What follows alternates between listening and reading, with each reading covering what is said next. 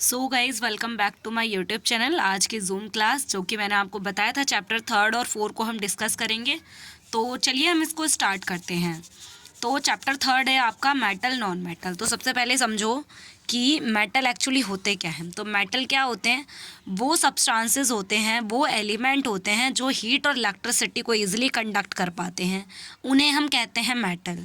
वहीं अगर मैं बोलूँ नॉन मेटल क्या होते हैं, जो हीट और इलेक्ट्रिसिटी को कंडक्ट नहीं कर पाते, उन्हें हम कहते हैं नॉन मेटल्स। अब यहाँ पर हमें कुछ और प्रॉपर्टीज़ भी इनकी पढ़नी है, जैसे कि फर्स्ट प्रॉपर्टी अगर मैं बात करूँ मैलेबिलिटी। तो मैलेबिलिटी जो है मेटल की वो प्रॉपर्टी है जिसमें हम मेटल को एक पीट कर बीटन के थ्रू एक थिन शीट में कन्वर्ट कर देते हैं, ये है मैलेबिलिटी। एक होता है डक्टिलिटी। डक्टिलिटी मेटल की वो प्रॉपर्टी है जिसमें हम मेटल को एक पतली वायर में कन्वर्ट कर देते हैं, जिसे हम कहते हैं डक्टिलिटी। थर्ड प्रॉपर्टी है इसकी लस्टर। लस्टर कौन सी प्रॉपर्टी है, जिसमें मेटल जो होता है ना वो चमकता हुआ सा दिखता है, हमें शाइनी सरफेस दिखता है, उसे हम कहते हैं lustre. Fourth one is a sonorous. Sonorous क्या है, स्नोरस साउंड की प्रॉपर्टी होती है, रिंगिंग प्रॉपर्टी होती है मेटल की। आपने देखा है ना मेटल को जब बजाते हैं तो उसमें से एक साउंड प्रोड्यूस होती है, तो वो है स्नोरस प्रॉपर्टी, राइट। तो इस तरीके से ये चीज़ें होती हैं। नेक्स्ट क्या है यहाँ पर, नेक्स्ट बात अगर मैं आपसे बात करूँ तो ये सारी चीज़ें। अब बात करेंगे नॉन मेटल। तो नॉन मेटल के अंदर ये सारी प्रॉपर्टी तो नहीं होती। अगर मैं बोलूँ मैलेबिलिटी, तो मैलेबिलिटी इसमें नहीं होती। क्यों नहीं होती, क्योंकि जब हम नॉन मेटल्स को पीटते हैं तो ये ब्रेक हो जाते हैं, टूट जाते हैं, और ना तो ये वायर्स में कन्वर्ट होते हैं। अगर आपसे पूछे सबसे ज़्यादा गुड डक्टाइल मेटल कौन है, तो आप बोलेंगे गोल्ड। रीज़न क्या है, क्योंकि 1 ग्राम गोल्ड से आप 2 किलोमीटर लॉन्ग वायर बना सकते हैं, राइट।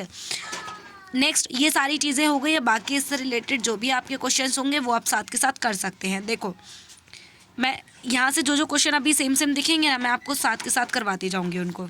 चलिए एक ये क्वेश्चन और देख लो। जब भी हम किसी भी मेटल की रिएक्शन करते हैं ना एसिड के साथ, तो वो हमेशा हाइड्रोजन गैस को प्रोड्यूस करता है। कभी अगर क्वेश्चन आ जाए तो आप इसको यहाँ से अटैम्प्ट कर सकते हो। नेक्स्ट है, देखो यहाँ पर अभी मैंने जस्ट आपको बताया था, इसका आंसर बताइए क्या होगा। The property of metal due to which they can beaten into thin sheet. यानी मेटल की वो प्रॉपर्टी जिसके थ्रू आप मेटल को पीट कर यानी बीटन के थ्रू थिन शीट में कन्वर्ट कर देते हैं। तो वो कौन सी प्रॉपर्टी है, स्नोरेसिटी, कंडक्टिविटी, डक्टिलिटी, मैलेबिलिटी। तो क्या है इसका आंसर, इसका आंसर हो जाएगा मैलेबिलिटी, ठीक है। नेक्स्ट, अच्छा एक मेटल होता है जो इतना ज़्यादा सॉफ्ट होता है ना कि आप उसे चाकू से भी काट सकते हैं, तो उसका आंसर होगा सोडियम और पोटेशियम। सोडियम और पोटेशियम दोनों ही बहुत ज़्यादा सॉफ्ट होते हैं, दोनों को ही नाइफ से कट कर सकते हैं। अगर आपको सोडियम दिख रहा है तो सोडियम टिक करो, अगर पोटेशियम दिख रहा है तो सोडियम दिख रहा है तो सोडियम, पोटेशियम दिख रहा है तो पोटेशियम। इन दोनों में से जो भी दिख रहा है उसको आप टिक कर सकते हैं, कोई एक। और दोनों है तो उस टाइम पे आपको दिखना पड़ेगा Na को आप ज़्यादातर टिक कर सकते हैं, सोडियम को, ठीक है। चलो अब यहाँ पर क्या दे रखा है कि देखो सोडियम, आयरन, कॉपर, जिंक। तो आंसर कौन होगा, सोडियम होगा, राइट। नेक्स्ट अब बोल रहे हैं वो कौन सा मेटल है जो लिक्विड स्टेट में देखने को मिलता है, तो वो है मरकरी। कुछ क्वेश्चंस लाइन वाइज आ रहे हैं कि वो कौन सा मेटल है जो बहुत ज़्यादा सॉफ्ट होता है, आप इसको नाइफ से भी कट कर सकते हैं, वो है सोडियम। अगर आपसे सबसे ज़्यादा रिएक्टिव मेटल कौन है, तो वो है पोटेशियम, और सेकेंड नंबर रिएक्टिव है कौन, सोडियम, ठीक है।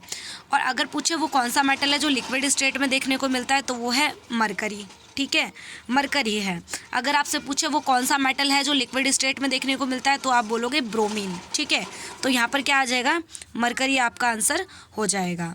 नेक्स्ट देखो यहाँ पे बोल रहा है कि वो कौन सा नॉन मेटल है जो गुड कंडक्टर होता है इलेक्ट्रिसिटी का, वो होता है ग्रेफाइट, जो कि कार्बन से बना हुआ होता है, क्योंकि कार्बन एक नॉन मेटल है। अगर आपसे पूछे ग्रेफाइट में क्यों कंडक्टिविटी होती है, तो उसका रीज़न बेसिकली क्या है कि जो ग्रेफाइट होते हैं ना उनके पास क्या होता है, फ्री इलेक्ट्रॉन्स होते हैं, जिस वजह से इसके अंदर क्या होता है, कंडक्टिविटी अच्छी रहती है।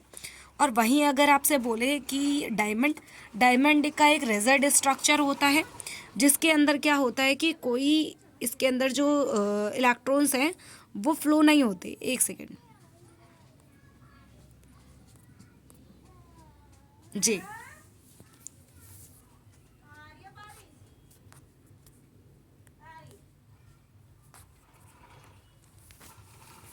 हाँ जी। नेक्स्ट क्या है यहाँ पर, वो कौन सा मेटल है, नॉन मेटल है जो लस्टर होता है। तो नॉन मेटल कौन है, आयोडीन, जो कि लस्टर होता है। लस्टर क्या था, ये एक मेटल की प्रॉपर्टी थी जिसमें एक शाइनी सरफेस दिख रहा था, ठीक है। अच्छा, ब्रोमीन क्या है? एक नॉन मेटल है जो कि लिक्विड फॉर्म में देखने को मिलता है। देखो आ गया यहाँ पे, bromine is a non metal which is found in, तो यहाँ पे आंसर आ जाएगा क्या? Liquid state. ठीक है, नेक्स्ट क्वेश्चन की तरफ चलो। यहाँ से एमसीक्यू क्वेश्चन आपको ज़रूर देखने को मिलेगा एक। अच्छा देखो यहाँ पे दिख ही रखा है। तो और कौन से देखो बोल रहा है कि necessary condition for corrosion of metal. Metal के अंदर कोरोजन रखने के लिए क्या क्या ज़रूरत है? Air, moisture and active metal, ये तीनों चीज़ें ज़रूरत है, यानी ऑल ऑफ दीज इसका आंसर हो जाएगा। कोरोजन मैंने चैप्टर 1 में भी करवाया था।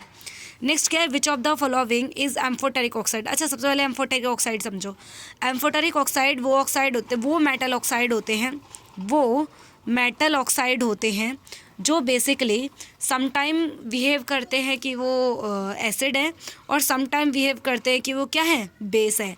उसी ऑक्साइड को हम क्या कहते हैं? एम्फोटेरिक ऑक्साइड कहते हैं। ठीक है, तो यहाँ पर जो है इनका आंसर ये होगा बोथ Al2O3 और ZnO दोनों ही। ठीक है, एल्यूमिनियम ऑक्साइड और जिंक ऑक्साइड, ये दोनों इसके एग्जाम्पल हो जाएंगे। नेक्स्ट है बेस्ट कंडक्टर ऑफ इलेक्ट्रिसिटी कौन है? सिल्वर। अगर आपसे पूछे कौन है बेस्ट कंडक्टर तो आप बोलेंगे सिल्वर।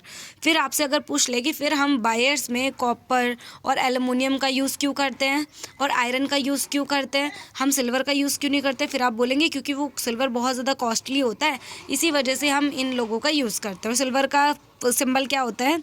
Ag होता है। ठीक है, नेक्स्ट है what is the colour of corroded copper. Copper पे जो कोरोजन लगता है उसका कलर होता है ग्रीन, और जो आपका सिल्वर होता है, सिल्वर पे जो कोरोजन लगता है उसका कलर होता है ब्लैक। और अगर आपसे पूछे कि जो आयरन होता है Fe, उसके ऊपर जो कोरोजन लगता है उसका कलर होता है रेडिश ब्राउन या ब्राउन, भी आप टिक कर सकते हैं। नेक्स्ट है which of the following metal is not found in free state. इनमें से कौन सा मेटल है जो फ्री स्टेट में नहीं मिलता? तो गोल्ड है, सिल्वर है, प्लैटिनम है, आयरन है, तो इसका आंसर हो जाएगा आयरन, क्योंकि फ्री स्टेट में नहीं मिलता, आपको वो एक्सट्रैक्ट करना पड़ता है। नेक्स्ट है क्या? Alloy of dash metal is called amalgam. देखो एलॉय क्या होता है? Mixture of metal and non metal, metal या फिर नॉन मेटल का जो मिक्सचर होता है उसे हम एलॉय कहते हैं। और अमलगम क्या होता है? ये मरकरी का एलॉय है, मरकरी के एलॉय को क्या कहते हैं? अमलगम कहते हैं। नेक्स्ट आओ, ये सारे क्वेश्चन अभी मैं लॉन्ग क्वेश्चन समझाऊंगी तो वहाँ पर आपके सारे के सारी चीज़ें देखो, अभी जो मैंने आपको स्टार्टिंग में इंट्रो देते टाइम समझाया था वो सारी चीज़ें यहाँ पर दोबारा रिपीट हो रही है। यही सिर्फ मेन मोटिव था मेरा आपको शुरू में चीज़ें बताने का। देखो बोल रहे हैं ability of metal to drawn into thin wire, यानी वो कौन सी प्रॉपर्टी है मेटल की जिसके थ्रू आप मेटल को पतली वायर में कन्वर्ट कर देते हैं? बताओ, मेलेबिलिटी, डक्टिलिटी, स्नोरेसिटी, एलोट्रॉपी, तो वो कौन है? डक्टिलिटी है। ठीक है, अच्छा नेक्स्ट है मरकरी। मरकरी के एक और का नाम बताओ, क्या है? सिनेबार, याद रख लेना, सिनेबार जो है मरकरी का एक और होता है। ठीक है, नेक्स्ट है how long wire drawn from. देखो मैंने आपको बताया था 1 ग्राम गोल्ड से कितने मीटर की वायर बना सकते हैं? 2 किलोमीटर की वायर। ठीक है, नेक्स्ट है which of the gas produce when acid react with metal. जब एसिड को मेटल से रिएक्ट करते हैं तो हाइड्रोजन गैस प्रोड्यूस होती है, जो कि मैंने थोड़ी देर पहले ही आपको बताया था। ओके, नेक्स्ट आओ कि state of constituent of brass. Brass में क्या क्या चीज़ें मिली होती है? इसमें कॉपर और जिंक होता है। ठीक है, ब्रास में क्या होता है? कॉपर और जिंक होता है। BCZ ऐसे याद रख लो। ठीक है, BCZ, जैसे A to Z पढ़ते हैं ना वैसे ही BCZ। ठीक है, N alloy of copper and tin is called, मतलब जो कॉपर और टिन का जो अलॉय होता है इन दोनों का मिक्सचर उसको कहते हैं ब्रोंज। ठीक है, और अभी जो था कॉपर और इसका उसको कहते हैं ब्रास, यानी कॉपर और जिंक का जो अलॉय होता है उसको हम कहते हैं ब्रास, और कॉपर और टिन का जो अलॉय होता है उसको कहते हैं ब्रोंज, है ना? BCT। देखो 2 लाइन है, क्या क्या? BCZ और एक क्या है? CTB। इन दोनों को अलग अलग से याद रख लेना। आओ नेक्स्ट है क्या? What is the colour of corroded iron. Iron अगर जंग लग गया आयरन में तो कैसा कलर होगा? Brown, orange, black, blue. तो मैंने रेडिश ब्राउन बोला था, यानी ब्राउन टिक कर सकते हो आप यहाँ पे। नेक्स्ट है aqua regia. Class aqua regia most important है। एक्वारेजिया में कंसंट्रेशन जो होती है वो हाइड्रोक्लोरिक एसिड और HNO3 की होती है। इसका रेशो भी होता है आई थिंक सो 2:3 का होता है। बाकी मैं एक बार दोबारा आएगा तो मैं इसको बता दूंगी आपको एक बार फाइनली। तो ये रहेगा आपका।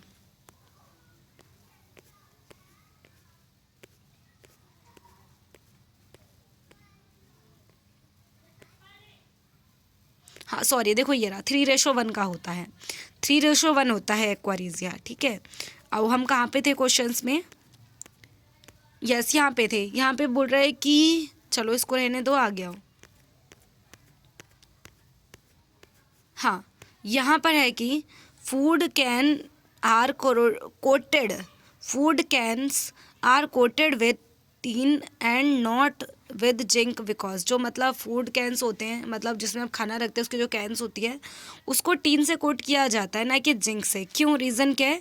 क्योंकि जो जिंक होता है ना वो ज़्यादा रिएक्टिव होता है टीन से, इसी वजह से जिंक को नहीं करते। जिंक को करेंगे तो वो ज़्यादा रिएक्टिव होगा और टीन क्या होता है, कम रिएक्टिव होता है, जिस वजह से टिन का यूज़ करते हैं। आगे आ जाओ, देखो यहाँ पे रीज़न भी दे रखा है। Zinc being more reactive than tin can react with food material and it can make material poisonous, मतलब फूड मटेरियल को पॉइजनस बना सकता है। ये कुछ वैसा ही है जैसे मैंने आपको बताया था ना, कर्ड और जो क्या कहते हैं पिकल्स वगैरह होते हैं उनको कॉपर के बर्तन में, कॉपर और एल्युमिनियम के बर्तन में क्यों नहीं रखते? क्योंकि वो भी एक पॉइजनस सब्सटेंस बनाते हैं जो हमारे लिए क्या होते हैं, हार्मफुल होते हैं। ठीक है, नेक्स्ट है which of the following method is suitable for preventing and iron frying pan for rusting. बोल रहा है कि वो कौन सा मेथड है जिससे आप प्रिवेंट कर सकते हो आयरन को यानी फ्राइंग पैन को। तो यहाँ पर बोल रहा है जिंक की कोटिंग के थ्रू आप उसको कोरोडेट फ्री बना सकते हैं, प्रिवेंट कर सकते हैं उसको। ठीक है, नेक्स्ट यहाँ देखो बोल रहा है कि which of the following pair will give a displacement reaction, इनमें से कौन सा डिस्प्लेसमेंट रिएक्शन को बताता है। देखो चैप्टर 1 के अंदर बताया गया है तो इसका आंसर आप खुद से चेक करेंगे। नेक्स्ट आओ, अच्छा ये सारी चीज़ें देखो, अभी जो जो मैंने चीज़ें बताई वो सारी बिल्कुल सेम है, तो मुझे नहीं लगता यहाँ पर आपको कोई प्रॉब्लम होगी। तो आप इन क्वेश्चंस को एक बार चेकआउट कर लेना, उनको देख लेना, कोई डाउट आए तो मेरे को बता देना। ठीक है, अच्छा इसके बाद कोई क्वेश्चन इसमें न्यू था नहीं, सारे आप कर सकते थे। एक बार ईजिया वाला थोड़ी देर पहले ही बताया था। ये सारे वन लाइनर भी आपके हो ही जाएंगे क्योंकि सारे सिंपल हैं, जो आपने चीज़ें करी हैं उसी से मिलती जुलती चीज़ें हैं। बाकी देखो आंसर्स भी यहाँ पे गिवन किए हुए हैं, आप स्क्रीनशॉट लेके रख सकते हैं ताकि अगर आप इनको सॉल्व करें तो आपको कोई प्रॉब्लम ना हो। नेक्स्ट आ जाओ, देखो अब मैं यहाँ पर बता रही हूँ आपको इंपॉर्टेंट क्वेश्चन। मैंने वैसे तो आपको डिस्कस कर ही रखा है कि क्या क्या होते हैं इंपॉर्टेंट क्वेश्चन इसके, और प्लस में मैंने आपको उस दिन वर्बली बताया था। वर्बली बताने का मेन मोटिव ये था कि आपको चीज़ें बताने से पहले समझ आए। राइट तो पहला क्वेश्चन है कि मेलेबल और डक्टिलिटी में डिफरेंस बताओ, तो ये तो कर ही लेंगे आप क्योंकि मैंने अभी बताया था आपको, है ना। एक क्वेश्चन ये इंपॉर्टेंट डाल लो इसको। Why sodium kept immerse into kerosene oil, बोल रहा है कि सोडियम जो होता है Na, इसको केरोसिन ऑयल में डिप करके रखते हैं। रीज़न क्या है? क्योंकि देखो जो सोडियम है ना बहुत ज़्यादा रिएक्टिव है। पोटेशियम सबसे ज़्यादा रिएक्टिव, देन उसके बाद है आपका सोडियम। तो सोडियम जो है मोस्ट रिएक्टिव एलिमेंट है, जिस वजह से हम इसको केरोसिन ऑयल में डिप करके रखते हैं। अब बात आती है कि नहीं रखेंगे तो, जब इसको केरोसिन ऑयल से जैसे ये बाहर आता है या फिर हम उसे केरोसिन ऑयल में डिप करके नहीं रखते तो ये बहुत जल्दी ऑक्सीजन से रिएक्शन करता है और क्या कर लेता है, कैच फायर, आग पकड़ लेता है। ठीक है, और आग पकड़ लेता है और इसी वजह से क्या करते हैं हम इसको केरोसिन ऑयल के अंदर डिप करके रखते हैं। ठीक है, तो इसके अंदर यही सारी चीज़ें आप देख सकते हैं, मतलब इसका ऑक्सीडेशन हो जाता है बेसिकली। जब किसी चीज़ की रिएक्शन ऑक्सीजन से हो जाती है, वो ऑक्सीजन के साथ कंबाइन हो जाता है तो क्या बनाता है, वो ऑक्सीडेशन रिएक्शन होती है। राइट, नेक्स्ट है यहाँ पर, ये भी इम्पॉर्टेंट है, इसमें से रिएक्शन ज़रूर देखती है। बोल रहा है आयरन विद स्टेम, तो स्टेम क्या है यहाँ पर, वाटर ले सकते हो स्टेम में क्योंकि वाटर की ही स्टेम है। नेक्स्ट है कैल्शियम को वाटर से और पोटेशियम को भी वाटर से रिएक्ट करना है, तो आ जाओ जल्दी जल्दी। पहला है Fe को रिएक्ट करना है वाटर से, तो क्या बनेगा Fe3O4। एक चीज़ और मैं बता दूं, जब Fe वाटर और ऑक्सीजन से रिएक्ट करता है तो उस टाइम पे वो बनाता है Fe2O3 dot x mole of water, dot x mole of water. और ये जो फॉर्मूला मैंने अभी लिखा है ना, ये फॉर्मूला आपका रस्ट का होता है। ठीक है, ध्यान रखना, रस्ट का फॉर्मूला होता है। और रस्ट वाला ये जो कोरोजन टॉपिक है ये 2 चैप्टर्स में रिपीट हो रहा है, तो चैप्टर 1 और एक चैप्टर 3 जो मैं अभी करवा रही हूँ ये। अच्छा नेक्स्ट है कैल्शियम। कैल्शियम के रिएक्शन जब वाटर से करते हैं, देखो अभी थोड़ी देर पहले आपने देखा था मेटल के रिएक्शन, जितने भी मेटल हैं ये सारे जब भी रिएक्शन करेंगे ना वाटर के साथ तो ये हाइड्रोजन गैस को रिलीज करते हैं, ध्यान रखना। ठीक है, और कैल्शियम की रिएक्शन वाटर से करेंगे तो बनाएगा कैल्शियम हाइड्रोक्साइड, जिसका नाम क्या है, इसका नाम है स्लैग्ड लाइम। क्या है इसका नाम, स्लैग्ड लाइम। ठीक है, अच्छा पोटेशियम की रिएक्शन जब वाटर से करते हैं तो KOH बनाता है जो कि एक बेस है।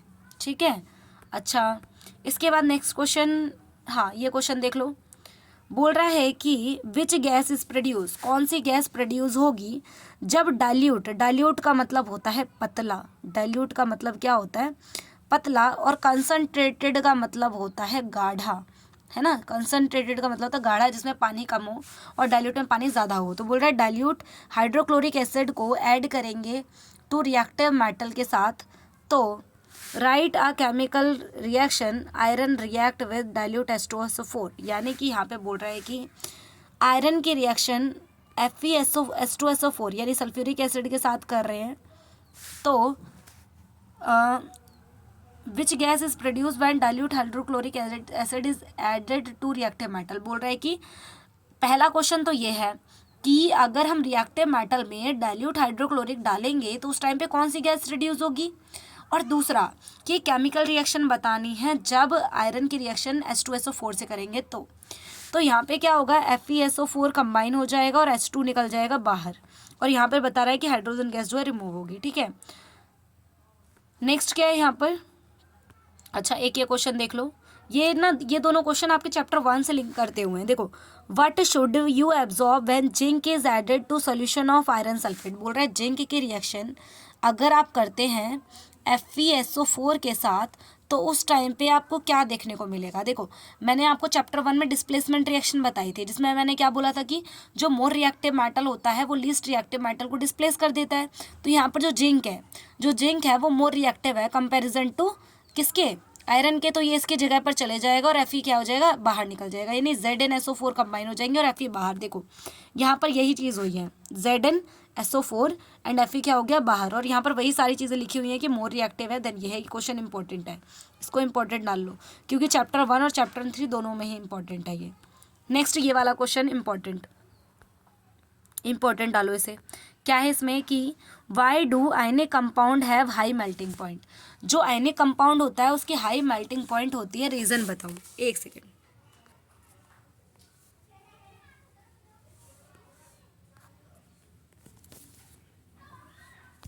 जी, तो जो आयनिक कंपाउंड होता है, आयनिक कंपाउंड कौन से होते हैं, जो आयन से बने हुए होते हैं, कंप्लीटली ट्रांसफर ऑफ इलेक्ट्रॉन, जो कंप्लीटली ट्रांसफर ऑफ इलेक्ट्रॉन से बने होते हैं उसे हम कहते हैं ionic bond. Those bond which made up of completely transfer of electron are called ionic bond. तो जो आयनिक कंपाउंड होते हैं उनका हाई मेल्टिंग पॉइंट होता है। रीज़न क्या है, क्योंकि जो आयनिक बॉन्ड होते हैं, क्या होते हैं, आयनिक बॉन्ड होते हैं, वो कैसे बॉन्ड होते हैं, वो स्ट्रॉन्ग बॉन्ड होते हैं, और जो कोवलेंट बॉन्ड होते हैं वो वीक बॉन्ड माने जाते हैं। ठीक है, तो ये स्ट्रॉन्ग बॉन्ड होते हैं, अगर स्ट्रॉन्ग बॉन्ड हो तो उनको तोड़ने में भी ज़्यादा एनर्जी लगेगी, ज़्यादा फोर्स लगेगा, तो इसी वजह से यहाँ पर क्या होता है, इसमें हाई मेल्टिंग पॉइंट इसका होता है। तो आंसर पढ़ो क्या है, इन आयनिक कंपाउंड, एक second, yes, in ionic compound there is a strong electrostatic force. इसमें स्ट्रॉन्ग इलेक्ट्रोस्टैटिक फोर्स होता है, फोर्स ऑफ अट्रैक्शन होता है बिटवीन पॉजिटिव और नेगेटिव आयन के बीच में। पॉजिटिव और नेगेटिव आयंस के बीच में क्या होता है, स्ट्रॉन्ग फोर्स ऑफ अट्रैक्शन होता है, और जिससे क्या होता है, यहाँ पे लार्ज अमाउंट ऑफ एनर्जी की जरूरत होती है इस बॉन्ड को ब्रेक करने की, इस फोर्स ऑफ अट्रैक्शन को ब्रेक करने के लिए, जिस वजह से आयनिक कंपाउंड का हाई मेल्टिंग पॉइंट होता है। समझ गए, नीचे एग्जाम्पल दे रखा है आपको, इसको कर लेना। नेक्स्ट एम्फोटेरिक ऑक्साइड, जो मैंने आपको भी थोड़ी देर पहले ही बताया था ना, इसको भी इंपॉर्टेंट डाल लो क्योंकि कई बार एग्जाम में दिख चुका है। क्या होता है एम्फोटेरिक ऑक्साइड, ऐसे मेटल ऑक्साइड जो एसिटिक और बेसिक दोनों बिहेवियर को शो करते हैं उसे हम कहते हैं amphoteric oxide. Those metal oxide which show both acid and basic behaviour are called amphoteric oxide. अब एग्जांपल क्या है, एक तो एल्युमिनियम ऑक्साइड है, दूसरा है जिंक ऑक्साइड। मैंने आपको अभी एमसीक्यू में भी समझाया था ये क्वेश्चन। ठीक है, नेक्स्ट वो कौन से दो मेथड हैं जिससे आप प्रिवेंट कर सकते हैं आयरन को, ये क्वेश्चन चैप्टर 1 में भी करवाया हुआ है। बाकी क्वेश्चन इसको छोड़ दो, आगे जो जो इम्पोर्टेंट है वो मैं आपको बता दूंगी। आयनिक कंपाउंड की प्रॉपर्टी रहने दो, ये सिनेबार कर लेना कि सिनेबार क्या होता है। तो मैंने आपको बताया था ना सिनेबार क्या है, सिनेबार आपका बेसिकली सल्फाइड ओर है जिसका केमिकल फॉर्मूला है HgS, यानी मरकरी का एलॉय, सॉरी मरकरी का एलॉय है ये, वैसे तो अमलगम होता है, पर जब मरकरी और ये क्या नाम है, मरकरी और सल्फर जब कंबाइन होते हैं, ये सिनेबार जो है वो सल्फाइड ओर है। सिनेबार क्या है, एक सल्फाइड ओर है जिसका केमिकल फॉर्मूला है HgS। ठीक है, अब इसको कैसे आप अलग करोगे उसका मेथड दे रखा है यहाँ पे, चेक कर लेना आप। ठीक है, अभी थोड़ी देर पहले मैंने आपको शायद इसका MCQ भी दिखाया था, मैं आपको दोबारा दिखाती हूँ एक बार। ये सिनेबार वाला क्वेश्चन हमारे पास आया था पहले भी। यस, ये रहा, और सॉरी एलॉय नहीं है, और है। मरकरी के ओर को हम कहते हैं सिनेबार और मरकरी के एलॉय को कहते हैं अमलगम। दोनों चीज़ें याद रखो, कंफ्यूज नहीं होना है। ठीक है, आगे चलते हैं।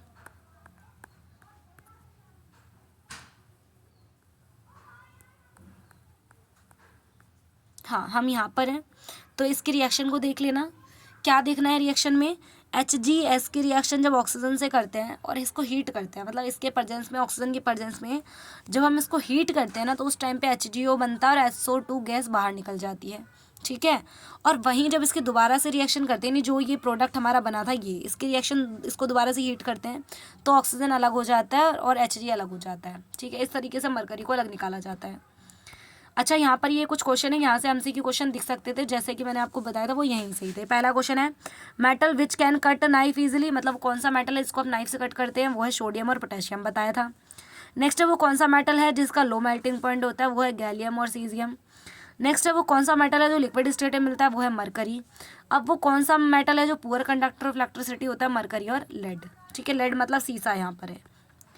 अच्छा, इसको रहने दो। अच्छा, एक ये देख लो, ionic compound conduct electricity in aqueous solution but they do not conduct electricity in solid state। यानी देखो, फॉर एग्जांपल के लिए सॉल्ट ले लो, आप सभी ने सॉलिड फॉर्म में सॉल्ट को देखा ही होगा। तो जो सॉलिड फॉर्म में सॉल्ट होता है ना, वो इलेक्ट्रिसिटी का बैड कंडक्टर होता है, दैट मीन्स इंसुलेटर होता है। और वहीं अगर मैं आपसे बोलूँ कि इसको पानी में डाल दो तो क्या होगा, Na+ अलग हो जाएगा और Cl- अलग हो जाएगा। तो आयंस जब अलग चले जाएंगे, आयंस के वजह से क्या होगा, कंडक्टिविटी अच्छी होगी यहाँ पर। तो सिर्फ यही रीज़न है कि आयंस की वजह से ही इलेक्ट्रिसिटी कंडक्ट होती है, क्योंकि क्वेश्चन आपसे पूछ रखा है कि जो आयनिक कंपाउंड होता है वो एक्वस सॉल्यूशन, एक्वस यानी लिक्विड स्टेट में सिर्फ इलेक्ट्रिसिटी को कंडक्ट करता है, पर सॉलिड स्टेट में कोई इलेक्ट्रिसिटी को कंडक्ट नहीं करता, ठीक है। नेक्स्ट आ जाओ यहाँ पे। इसके बाद आपको करना है ये वाला क्वेश्चन, इसको देख लेना एक बार। क्या बोल रहा है कि आइडेंटिफाई करना है मेटल, मेटलॉइड और नॉन मेटल को। तो सोडियम और लिथियम मेटल है। मेटलॉइड क्या होता है, जो मेटल नॉन मेटल दोनों की प्रॉपर्टी को शो करे, ठीक है। एक है thermite process, most important question है, इसको देख लो, डेफिनेशन में भी पूछ लिया जाता है थर्मिट प्रोसेस। तो metal react with water to form a metal hydroxide. जब आप मेटल की रिएक्शन करते हैं वाटर के साथ और ये क्या क्या बनाए, मेटल हाइड्रोक्साइड बनाए या फिर मेटल ऑक्साइड बनाए और हाइड्रोजन गैस इससे प्रोड्यूस हो जाए, इसे हम कहते हैं कि थर्मिट प्रोसेस। एक मिनट, ये रिएक्शन आपकी नॉर्मली दे रखी है, सॉरी, ये फर्स्ट वाले का आंसर है, सेकेंड वाला थर्मिट ये रहा नीचे गिरा। थर्मिट प्रोसेस, अच्छा मैं नॉर्मली आपको बताती हूँ, जो थर्मिट प्रोसेस होता है, आपने वेल्डिंग वगैरह देखा होगा, वेल्डिंग करते हैं तो उस टाइम पे थर्मिट प्रोसेस का यूज़ किया जाता है आयरन्स को कंबाइन करने के लिए, पेस्ट करने के लिए, ठीक है। तो देखो जरा यहाँ पे क्या है कि thermite process is a highly exothermic process. Exothermic का मतलब क्या होता है, इसमें बहुत ज़्यादा अमाउंट में हीट, एक्सो को मैंने रिलेट करवाया था एग्जिट से, जिसमें बहुत ज़्यादा हीट रिलीज होती है। In this process aluminium is use to reducing agent. यहाँ पे एल्युमिनियम एक तरीके से रिड्यूसिंग एजेंट की तरह काम करता है, विच रिड्यूस आयरन ऑक्साइड, जो आयरन ऑक्साइड को रिड्यूस कर देता है आयरन से, ठीक है।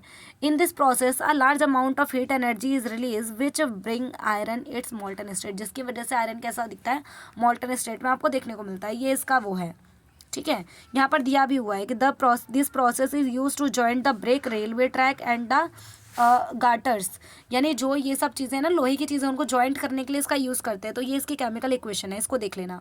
नेक्स्ट है एलॉय और अमलगम में क्या डिफरेंस है। एलॉय होता है कि कोई भी मेटल नॉन मेटल का जो मिक्सचर होता है उसे एलॉय कहते हैं, पर जो अमलगम होता है वो बेसिकली मरकरी और दूसरा कोई मेटल होता है, उन दोनों का मिक्सचर कहलाता है अमलगम, ठीक है। और ये सिर्फ हमेशा मरकरी के साथ ही वो बनाता है एलॉय, मरकरी के साथ ही मिक्स होता है और इसमें कोई भी मेटल आ सकते हैं मरकरी को छोड़कर, ठीक है। अच्छा, ये सब चीज़ें मैं आपको पहले ही बता चुकी हूँ। Ductility, स्नोरस, conductor and conductors of heat, electricity और मेलेबिलिटी। तो यहाँ से आप स्क्रीनशॉट ले लो, इसको कर लेना। नेक्स्ट, हाँ ये तीनों इंपॉर्टेंट है क्योंकि यहाँ से क्वेश्चन दिखते हैं, मिनरल्स, ओर और गेंग, इसको इंपॉर्टेंट डाल लो। और एक इस वाले क्वेश्चन को आपको इंपॉर्टेंट डालना था क्योंकि यहाँ से एक आधा जरूर दिख सकता है आपको, यहाँ से या तो MCQ क्वेश्चन दिखेगा या तो वैसे दिखेंगे, ठीक है। तो मिनरल क्या होते हैं, बेसिकली एक चीज़ समझो, जो मिनरल होते हैं ना, मिनरल दो चीज़ों से मिलकर बना होता है, ओर और गेंग। मिनरल के अंदर ये दोनों चीज़ें होती हैं, यानी ऐसे होता है ये, इसका स्ट्रक्चर कुछ इस टाइप से रहता है, देखो ऐसे।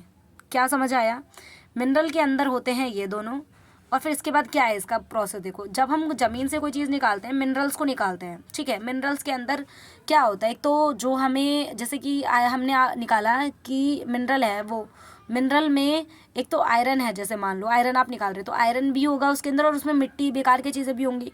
तो जो हमारा आयरन है वो तो कहलाएगा ओर, और जो गैंग होते हैं, एक सेकेंड,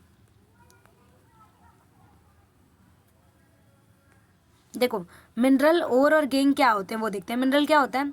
द एलिमेंट और compound found natural state earth crust, जो भी हमारे नेचुरल अर्थ क्रस्ट में देखने को मिलता है ना नेचुरली कोई भी मेटल, तो उसे हम क्या कहते हैं? मिनरल कहते हैं। ठीक है, उसके अंदर मिट्टी पत्थर और जो हमारी ओर है वो भी होती है, यानी ओर और गैंग दोनों ही कहाँ होते हैं? मिनरल में होते हैं।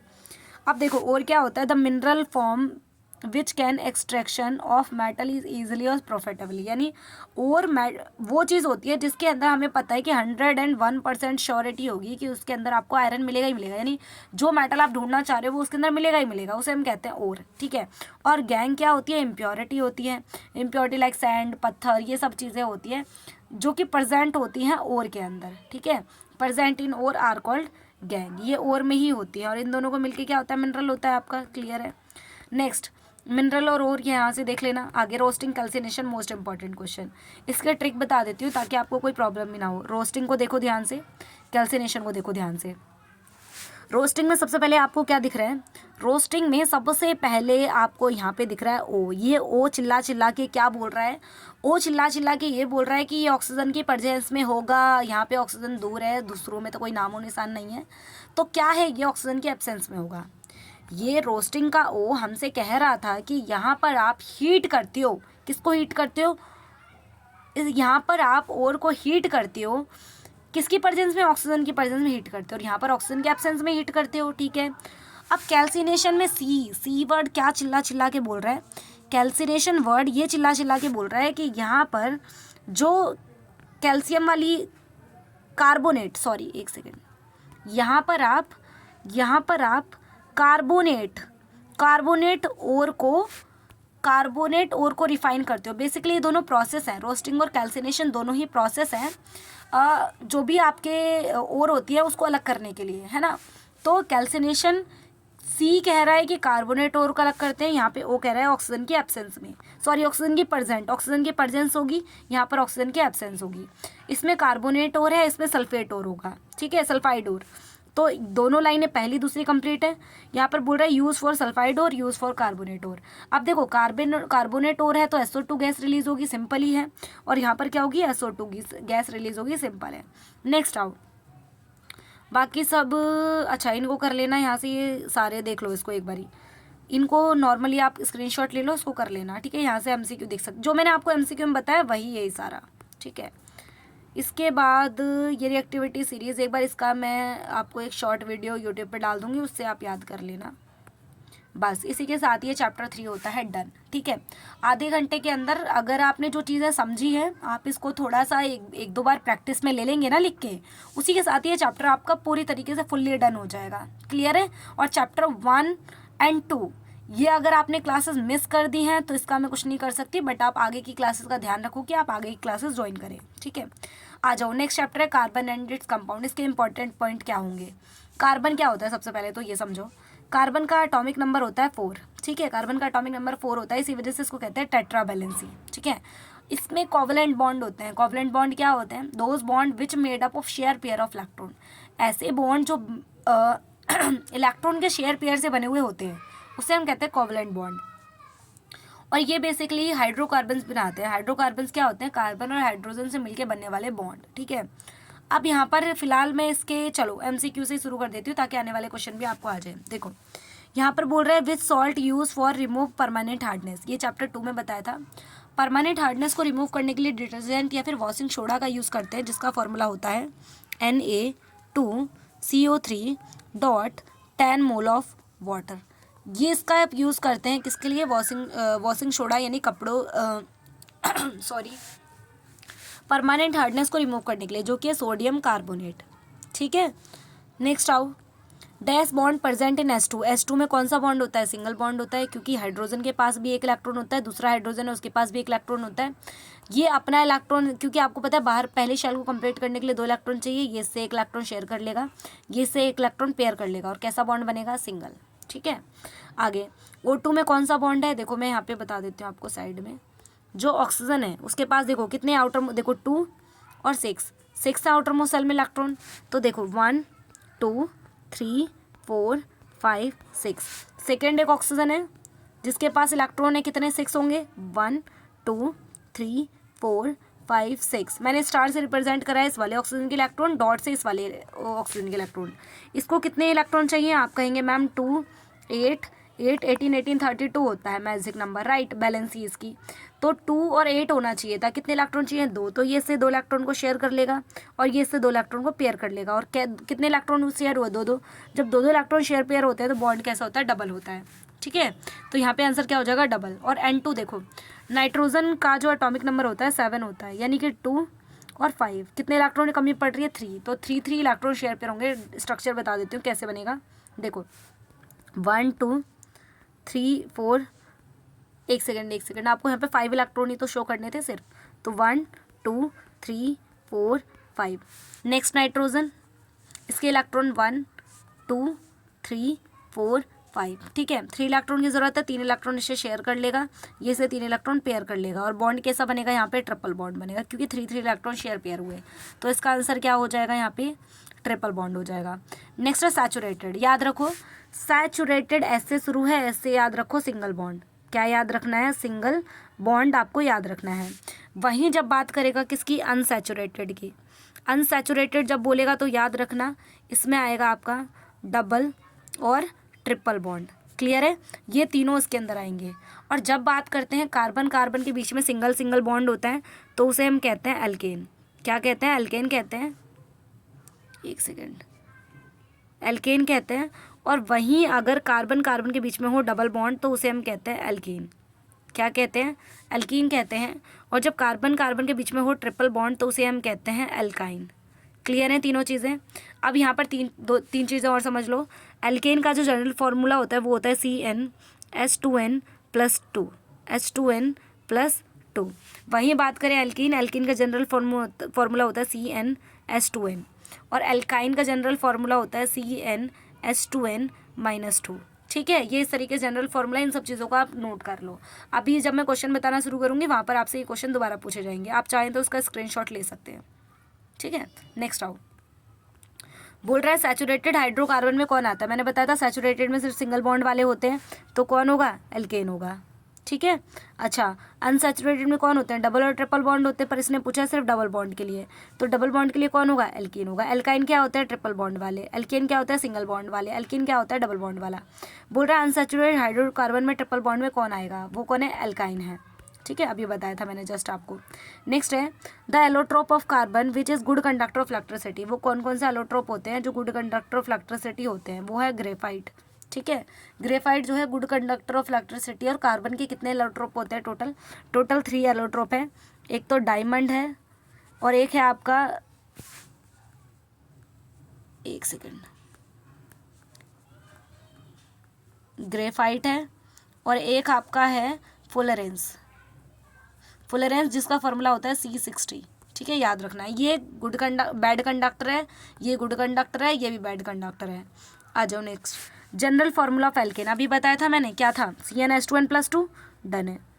Chemical formula of methane. Methane क्या होता है? मीथेन, अच्छा इनके लिए ना मैं आपको एक पर्टिकुलर एक वीडियो प्रोवाइड करवा दूंगी जिसमें सारे जो स्ट्रक्चर्स हैं ना, फॉर्मूलेज, वो मैं आपको बता दूंगी। ठीक है, तो इसके लिए इन वाले क्वेश्चंस को आप स्किप कर लो, फिर एक काम कर लो। ठीक है, बाकी जो थ्योरी पोर्शन है वो मैं आपको यहाँ पे समझा देती हूँ, वैसे अब बताते ही चली जाती हूँ। चलो, मीथेन में एक कार्बन होता है और एक कार्बन को बैलेंस करने के लिए 4 हाइड्रोजन की ज़रूरत होती है, तो इसका ना ये क्या है? CH4। वैसे ही एडिशन रिएक्शन किस पे फॉलो नहीं होता? देखो एडिशन रिएक्शन ना, एक तो एल्केन पे फॉलो नहीं होता, एल्केन पे फॉलो नहीं होता एडिशन रिएक्शन, ये एल्कीन और एल्काइन दोनों पे फॉलो हो जाता है। तो ये C2H6, ये क्या है?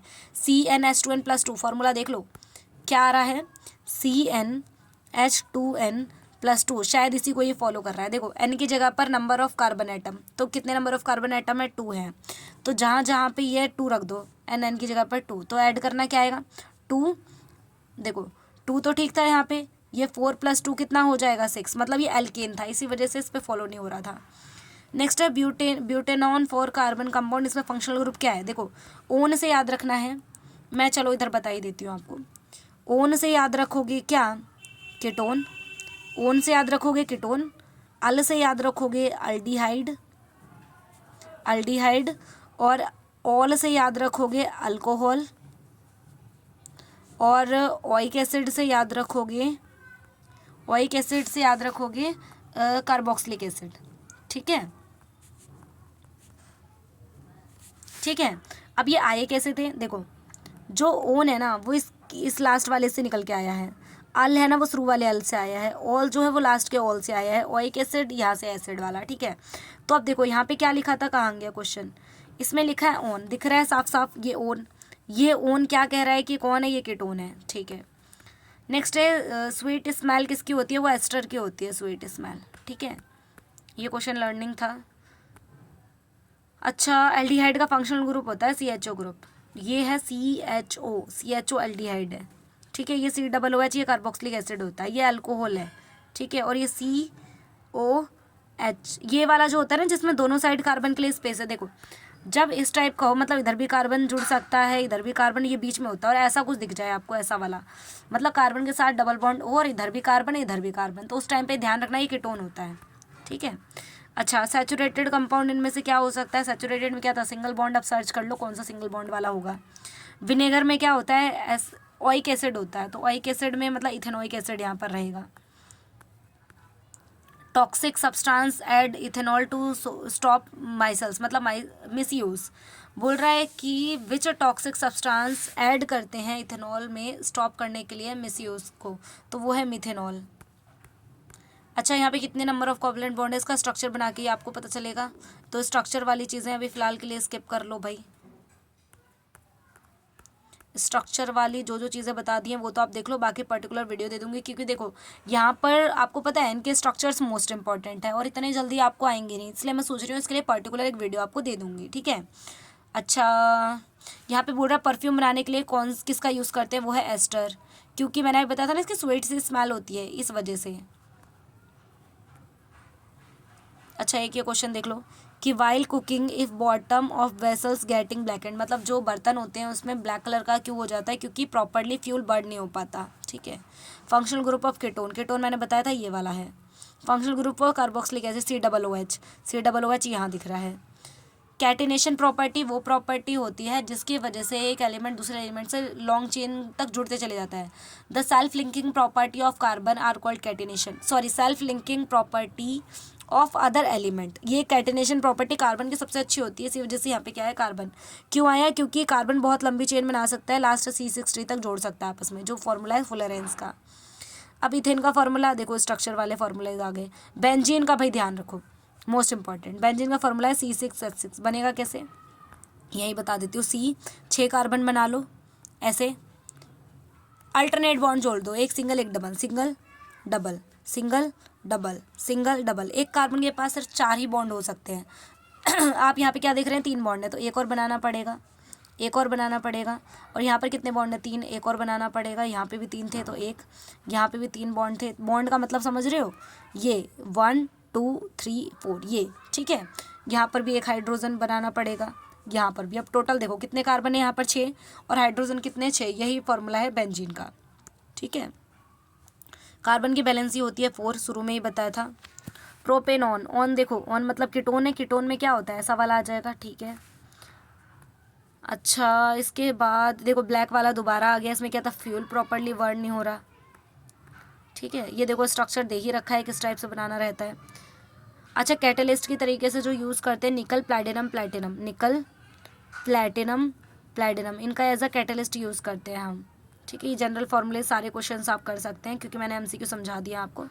इनके लॉन्ग क्वेश्चन क्या है वो मैं, हाँ, एक आइसोमर वाला क्वेश्चन है मोस्ट इंपॉर्टेंट, अभी लॉन्ग आएगा वहाँ पे समझा दूंगी मैं इसको। अच्छा देखो, पहला क्वेश्चन है मोस्ट इंपॉर्टेंट, इसको इंपॉर्टेंट टिक करो भाई, क्योंकि यहाँ से कोई ना कोई एक ज़रूर दिखेगा आपको। कार्बन की प्रॉपर्टी है टेट्रावैलेंसी और कैटिनेशन, अगर आपसे पूछ ले कार्बन की 2 प्रॉपर्टी बताओ, तो एक तो कैटिनेशन है, एक तो टेट्रावैलेंसी है। ठीक है, तो कैटिनेशन कार्बन की वो प्रॉपर्टी है जिसमें कार्बन एक एलिमेंट से, एक एटम से दूसरे एटम में जुड़ता चला जाता है, लॉन्ग चेन बना लेता है, उसे हम कहते हैं कैटिनेशन प्रॉपर्टी, जो कार्बन की सबसे ज़्यादा अच्छी होती है। ठीक है, नेक्स्ट है टेट्रावैलेंसी, कार्बन के पास 4 बैलेंस इलेक्ट्रॉन होते हैं जो कि बॉन्डिंग बनाने में कैपेबल होते हैं, इसीलिए इसको कहते हैं टेट्रावैलेंसी। नेक्स्ट है डॉट स्ट्रक्चर वाले क्वेश्चंस पूछे जाते हैं, इनको करने, डॉट स्ट्रक्चर का मतलब जैसे मैंने ऑक्सीजन का बताया था ना, ऐसे करके इलेक्ट्रॉन शो करके, तो वो डॉट स्ट्रक्चर उस टाइप से रहते हैं। देखो जैसे यहाँ पे दे ही रखा है, ये कन्वर्जन वाले इसको चलो रहने देना।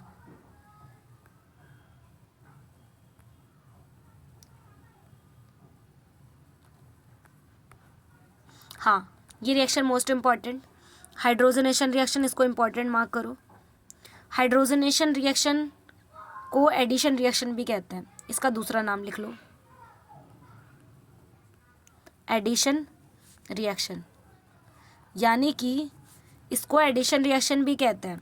क्या होता है इसमें बेसिकली एल्कीन और एल्काइन के रिएक्शन करते हैं हाइड्रोजन के साथ with the presence of catalyst निकल प्लैटिनम।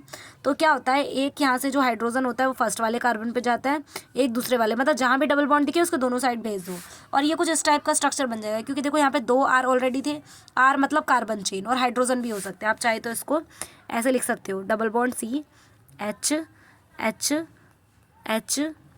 ठीक है। बाकी इसकी रिएक्शन आपको करनी है H2 के साथ। तो क्या होगा बताओ मेरे को, 2 हाइड्रोजन है, एक हाइड्रोजन इसके पास चला जाएगा, एक हाइड्रोजन इसके पास। तो यहाँ पर देखो 2 हाइड्रोजन तो ऑलरेडी थे, एक और आ जाएगा, और यहाँ पर भी एक हाइड्रोजन ऑलरेडी था, एक और आ जाएगा, ठीक है।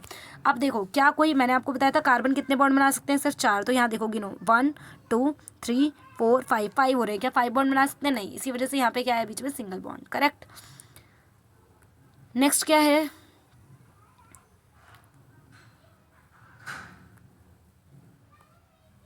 अच्छा, साइक्लोहेक्सेन और बेंजीन में फ़र्क होता है। साइक्लोहेक्सेन में सारे बॉन्ड सिंगल होते हैं, साइक्लिक चेन सिर्फ होती है।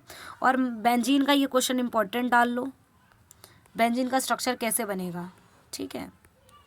नेक्स्ट क्या है,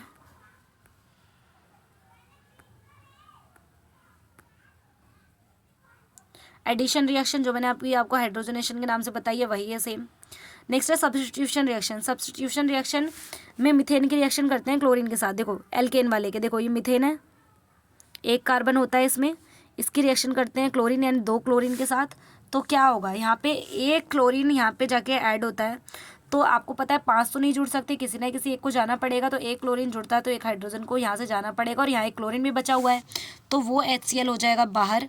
और क्या बन जाएगा, यहाँ पे बनेगा CH और यहाँ पे Cl जुड़ गया, ये बनेगा क्लोरोमीथेन। इस तरीके से इसका नाम हो जाएगा। ये मोस्ट इंपॉर्टेंट क्वेश्चन है, इसको भी इंपॉर्टेंट डालो। सोप एंड डिटर्जेंट, देखो क्या होता है, सोप जो होता है ना बेसिकली, अच्छा सोप का फॉर्मूला लिख लो, C17H35COO Na, ये इसका फॉर्मूला होता है सोप का। और डिटर्जेंट का फॉर्मूला क्या होता है, Na2CO3 मोल ऑफ वाटर, ठीक है। ये इस तरीके से डिटर्जेंट होता है। अब देखो यहाँ पर क्या है कि इसको पढ़ो जरा, क्या बोल रहा है कि सोप इज़ अ सोडियम और पोटेशियम सॉल्ट, जो वो होते हैं सोप होते हैं वो सोडियम और पोटेशियम सॉल्ट होते हैं, और लॉन्ग फैटी चेन के साथ। मतलब जो ये आपने देखा है ना COONA, ये क्या है, ये सोडियम और पोटेशियम सॉल्ट यहाँ पे हो सकते हैं। यहाँ तो K भी लग सकता है यहाँ पे, और Na भी लग सकता है, ठीक है। और बाकी जो पीछे वाला है वो एक फैटी एसिड चेन है, हाइड्रोकार्बन चेन है। और यहाँ पर बोल रहा है कि डिटर्जेंट के अंदर सोडियम सॉल्ट और लॉन्ग चेन सल्फोनिक एसिड देखने को मिलता है आपको, ठीक है।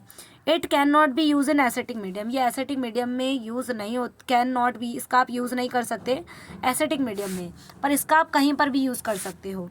Soap are prepared by vegetable oil, यानी जो वेजिटेबल ऑयल और एनिमल फैट होता है ना, उससे भी हम इसको बना सकते हैं सोप को।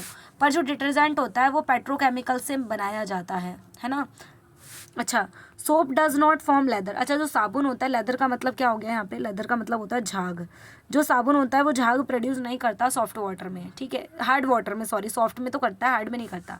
जबकि डिटर्जेंट ना हर जगह वर्क करता है, detergent form lather hard water में भी और सॉफ्ट वाटर में भी। सोप ना बायोडिग्रेडेबल होता है, बायोडिग्रेडेबल मतलब जैसे पानी में जाएगा तो डिकम्पोज हो जाते हैं उसके पार्टिकल्स, और वो कोई पॉल्यूशन नहीं करता।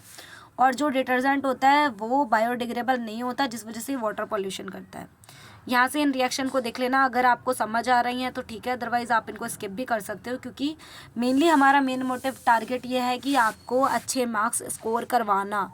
अगर किसी चीज़ की वजह से आप अटक रहे हो तो आप चाहो तो उसको स्किप कर दो, क्योंकि रिएक्शन या तो 1-2 बार आप ट्राई कर लेना, मैं समझा देती हूँ। देखो इथेनॉल क्या होता है, इथेनॉल अल्कोहल है ना। इसमें बोल रहा है कि इथेनोइक एसिड की रिएक्शन कर रहे हैं इथेनॉल से, इथेनोइक एसिड ये है, इसकी रिएक्शन इथेनॉल से कर रहे हैं with the presence of H2SO4। तो ध्यान रखना ये क्या बनाता है, एस्टर बनाता है। एस्टर क्या होता है, एस्टर यहाँ पे होता है RCOR और एक यहाँ पर O होगा, ऐसे करके ये बनाया जाता है, ठीक है। एक सेकंड, इस टाइप से होता है ये। अब देखो यहाँ पे आपको क्या दिख रहा है, इस वाले को अगर मैं बनाना चाहूँ तो देखो यहाँ पे कैसे बनाइए। ये तो सारी चीज़ें देखो, ये जो पीछे वाली चीज़ें हैं वो एक साथ जुड़ी हैं, लास्ट में ये रही, ठीक है। शुरू वाले का CH3 और CO, शुरू वाले का CH3 और CO देखो ये दिख रहा, और एक O जो इधर से था वो यहाँ पर जॉइंट हुआ और एक वाटर बाहर निकल गया है। मैं इसको दोबारा दिखाती हूँ आपको। देखो यहाँ पे बेसिकली CH3CO और यहाँ से ये चीज़ें जुड़ गई हैं, है ना। रुको दोबारा दिखाते हैं। ये डबल O और यहाँ से ये चीज़ें जुड़ गई हैं और बाकी बचा हुआ वाटर बाहर निकल गया है, ठीक है। समझे आप कुछ? क्या पता चला कि CH3 COO और ये जुड़ गया है, बाकी वाटर मॉलिक्यूल कैसे बाहर निकला होगा बताओ मेरे को। यहाँ से हाइड्रोजन और यहाँ से OH, इस तरीके से बाहर है। ये है रिएक्शन, ऐसे करोगे आप, ठीक है। नेक्स्ट क्या रिएक्शन है कि सोडियम हाइड्रोक्साइड जो है ना स्ट्रॉन्ग बेस, उससे इथेनॉइक एसिड की रिएक्शन करवानी है। देखो इथेनॉइक एसिड ये है, इसकी रिएक्शन सोडियम हाइड्रोक्साइड से करवाओगे तो क्या बनेगा, सिर्फ यहाँ पर ये जो दिख रहा है ना यहाँ पे H और OH, H और OH निकल जाएगा बाहर, यानी पानी बाहर निकल जाएगा, Na जुड़ जाएगा। समझ गए? ठीक है। नेक्स्ट आओ थर्ड रिएक्शन पे। यहाँ पे बोल रहा है कि हाइड्रोजन कार्बोनेट के साथ रिएक्शन करनी है, कार्बोनेट और हाइड्रोजन कार्बोनेट के साथ। देखो ये कौन है, ये इथेनॉइक एसिड है, ये भी इथेनॉइक एसिड है। यहाँ पर सोडियम कार्बोनेट है, यहाँ पर सोडियम हाइड्रोजन कार्बोनेट है, ठीक है। अब क्या होगा, यहाँ पर देखो ये हो रहा है कि देखो यहाँ से एक बार तो CO2 बाहर हो रहा है। CO2 अगर यहाँ से निकलेगा, यहाँ से CO2 निकलेगा तो आपको पता है एक ऑक्सीजन यहाँ पे बचा हुआ रहेगा, अभी एक ऑक्सीजन यहाँ बच रहा है, और ये जो Na है Na वो यहाँ पर जुड़ेगा, और यहाँ पर ना पता 2 है, इसका मतलब दो चीज़ें हैं सारी, आगे 2 लगने का मतलब। तो एक काम करो आप कंफ्यूज मत हो, यहाँ पे डायरेक्टली इसी को ही देख लो। फिर देखो यहाँ पर CH3 COONA CH3 COONA CH3 C दोनों ही कंडीशन में ये बनेगा, मतलब जो सोप है ना CH3 COONA, मैंने आपको बताया था C17H35 COONA, उस टाइप से चीज़ें बनती है, और वाटर और ये दोनों बाहर निकलेंगे, सेम चीज़ें हैं, बस यहाँ पर क्या है 2 आ जाएगा और यहाँ पर 2 नहीं आएगा, ठीक है। तो ये है, इसको रहने दो। ये फिर से रिएक्शंस आ गई हैं, कंबक्शन, ऑक्सीडेशन में क्या होता है, इथेनॉल से डायरेक्टली इथेनॉइक एसिड में बन जाता है, मतलब अल्कोहल से एसिटिक एसिड में कन्वर्ट हो जाता है, जैसे ही हम ये अल्कलाइन KMnO4 के प्रेजेंस में रिएक्शन करते हैं तो, ठीक है। डिहाइड्रेशन में क्या होता है, पानी बाहर निकलता है, डिहाइड्रेशन में हीट करते हैं और वाटर बाहर निकलता है, ठीक है। एल्केन मैंने आपको बता ही रखा था, सिंगल बॉन्ड कंटेन करते हैं, जनरल फॉर्मूला लिख देना, इसी के साथ ये डन हो जाएगा। ये सारी कुछ प्रॉपर्टी हैं, इनको देख लेना। एल्कीन बताया था शुरू में, एल्काइन भी बताया था, ट्रिपल बॉन्ड कंटेन करता है। सोपनिफिकेशन, देखो सोपनिफिकेशन की छोटी सी डेफिनेशन याद रखो, it is a process of making soap. ये एक ऐसा प्रोसेस होता है जिसके थ्रू हम साबुन बनाते हैं, सोप बनाते हैं, उसी को कहते हैं saponification. It is a process of making soap are called saponification. Done है, आगे आ जाओ, सिर्फ इतना भी लिख सकते हो। और एस्टरिफिकेशन क्या होता है, esterification is a process of making ester. Ester बनाने के प्रोसेस को कहते हैं एस्टरिफिकेशन, ठीक है। देखो लास्ट में एक लाइन लिखी भी है, आप इसको चाहे तो इतना कर लो। देखो this process of formation of an ester is called esterification. इसमें भी है क्या, हाँ, because of it use to prepare soap, उसी टाइप से। तो आप सिर्फ इतना भी लिख सकते हैं, ज़्यादा पूरा लिखने की ज़रूरत नहीं है। हाँ, ये आइसोमर वाला क्वेश्चन मोस्ट इंपॉर्टेंट है। आइसोमर क्या होता है कि आइसोमर बेसिकली होते हैं कि same molecular formula but different structure are called isomer and its phenomena is called isomerism, right. और पूछे पेंटेन के कितने आइसोमर होते हैं, पेंटेन के, एक सेकेंड, पेंटेन के 3 आइसोमर होते हैं। पहला है एन पेंटेन, जिसमें पूरे कार्बन 5 कार्बन को लाइन से जोड़ दिया जाता है। दूसरा है नियोपेंटेन, और एक है आइसोपेंटेन, ठीक है। ये तीनों इसके होते हैं और इसका स्ट्रक्चर आपको आना चाहिए। जैसे ये ब्यूटेन वाले दे रखे हैं यहाँ पर, ये देखो पेंटेन वाला, एन पेंटेन, आइसोपेंटेन, नियोपेंटेन, ठीक है। तो इस टाइप से ये रहेंगे। एन पेंटेन में पूरा स्ट्रेट चेन में होता है, आइसोपेंटेन में एक ब्रांच पे होता है, नियोपेंटेन में दोनों ब्रांच पे होते हैं। हार्ड वाटर सॉफ्ट वाटर में डिफरेंस कर लेना। हार्ड वाटर वो होता है जो सोप जिसके अंदर लेदर प्रोड्यूस नहीं करता, सॉफ्ट वाटर वो होता है इसमें लेदर प्रोड्यूस करता है, ठीक है। अच्छा, इसके बाद एक और मोस्ट इंपॉर्टेंट क्वेश्चन है आपका लस्टर वाला, माइसेल्स फॉर्मेशन, वो मैं बता देती हूँ क्योंकि कई बार देखने को मिल जाता है। ये रहा, देखो ये है आपका माइसल, ये क्या है, ये आपका माइसल है।